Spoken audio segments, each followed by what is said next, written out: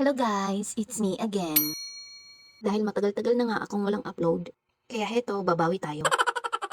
Dahil nga, panggabi yung duty ko, may oras naman kami para matulog. At dito lang kami sa counter matutulog.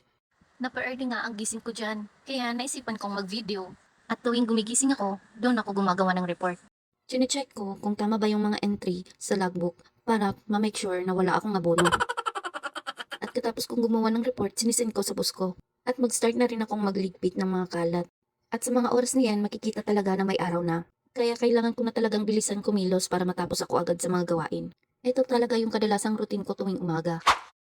May lakad nga pala ako ngayong araw. At habang inaantay ko yung karilibo ko, maliligo na lang din ako. At nagbaon na lang din kasi ako ng damit. Ngayong araw kasi, induction nila Bulilit. Siya yung representative ng section nila.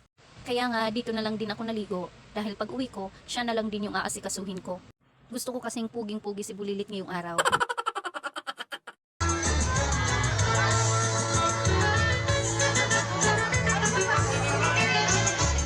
Kung may ada kinder, putangnan mga taga-kinder! Oh, di ba? Ang cute. Every grade level, meron silang isang representative, kaya madami silang sumasayaw dyan. Kita nyo naman yung nanay. Akala mo naman, libo-libo yung ilalagay. Tag 50-50 lang pala. Muntik ang pangang hindi matuloy yung pagsayaw nila Bulilit kasi may lagnat siya. Kaya kinausap ko siya ng masinsinan na sumayaw silang dalawa ng best friend niya dahil baka umiyak.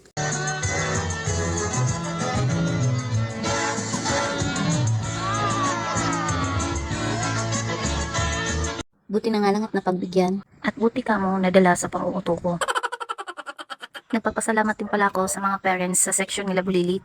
Nakakatuwa lang na kahit mahirap ang panahon ngayon, full support pa rin sila kina Bulilit. At pagkahapon naman, releasing of certificate naman ang inattendan ko.